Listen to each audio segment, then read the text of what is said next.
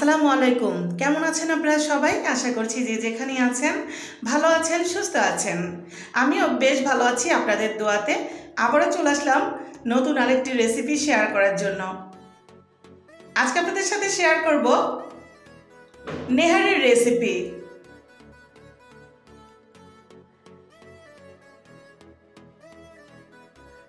সকালের নাস্তাতে ঢাকাইয়াদের নেহারি, তন্দুর রুটি, নান রুটি এগুলো হচ্ছে প্রিয় একটা নাস্তা। তো আজকে আপনাদের সাথে খুব সহজেই মাত্র 5 ঘন্টার ভিতরেই নেহারি রেসিপি রান্না করে শেয়ার করে দেখাবো। আশা করছি আপনাদের কাছে অনেক ভালো লাগবে এবং সহজ লাগবে। চলুন দেখা যাক আমি কিভাবে নেহারিটা তৈরি করি।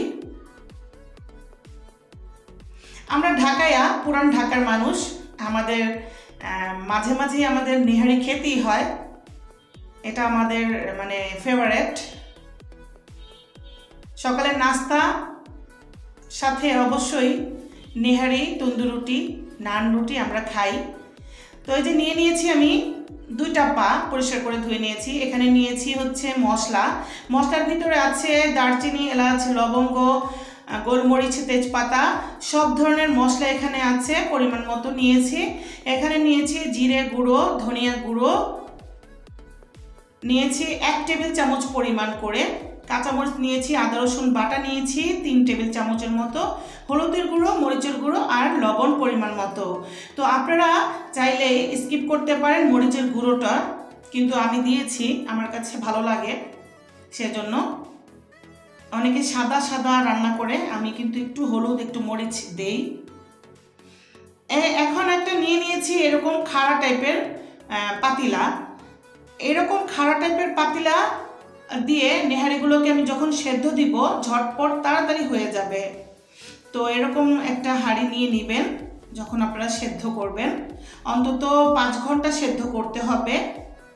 আগের দিনের মা চাচিরা কি করতো, একদিন জাল দিত, তারপরের দিন বাগার দিয়ে তারপর খেত।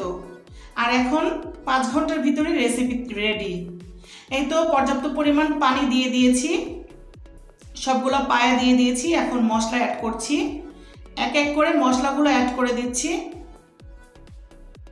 আমি মশলা সব পরিমাণ মতোই নিয়েছি।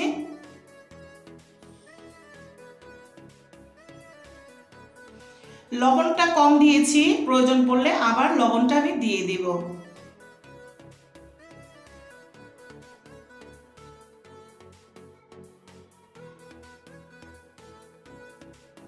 এখন আমি একটা চামচের সাহায্যে একটু নেড়ে দিব।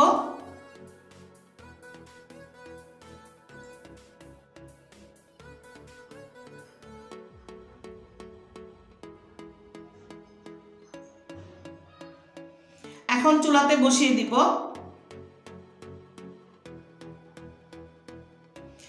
এখন কিন্তু আমি কোনো তেল ইউজ করি নাই, কারণ নেহারিতে প্রচুর পরিমাণ তেল উঠে যাবে, সেজন্য তেল আমি ইউজ করি নাই এখানে। এই তো বলক চলে এসেছে। এখন আমি চুলাটা মিডিয়াম করে রেখে দিব আর ঢাকনা দিয়ে ঢেকে দিব। 2 ঘন্টার জন্য আমি এখন সেদ্ধ করতে দিয়ে দিব।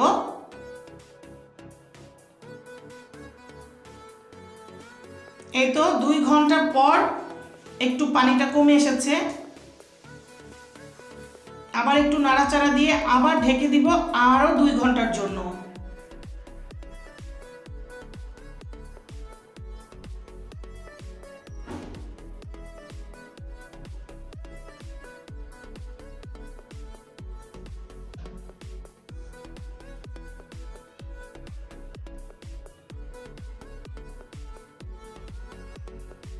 এখন আমি নেহারিটা আবার দেখাচ্ছি।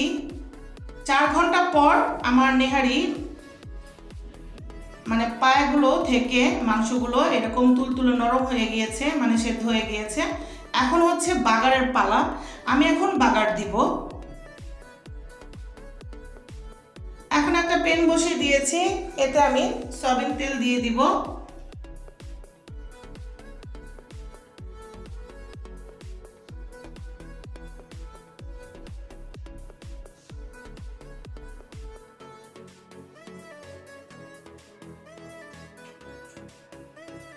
তেলটা গরম হয়ে গেলে আমি এখানে দিব পেঁয়াজ কুচি আর রসুন কুচি।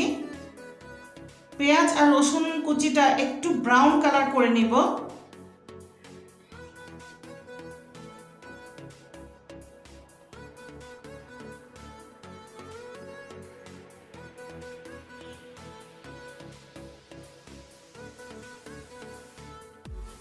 এই তো ব্রাউন কালার হয়ে গেছে। এখন আমি অ্যাড করে দিব জিরের গুঁড়ো, গরম মশলা গুঁড়ো।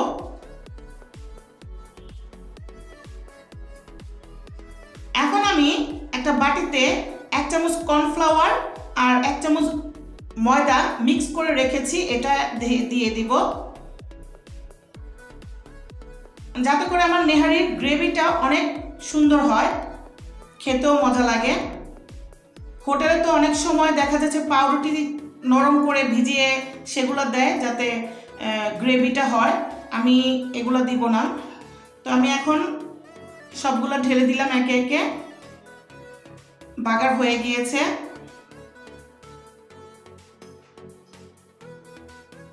এখন চুলাটা বাড়িয়ে দিব এবং ঢাকনা দিয়ে ঢেকে দিব 5 মিনিটের জন্য। এই তো আমার নেহারি একদম নরম তুলতুলে হয়ে গিয়েছে।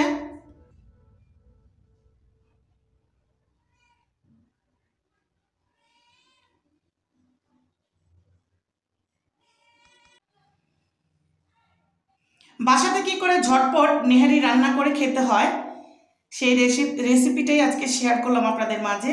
আশা করি ভালো লাগবে। ভালো লাগলে অবশ্যই চ্যানেলটিকে সাবস্ক্রাইব করে সাথে থাকবেন। সবাই ভালো থাকবেন, সুস্থ থাকবেন। আবারও হাজির হয়ে যাব আপনাদের মাঝে। আল্লাহ হাফেজ সবাইকে।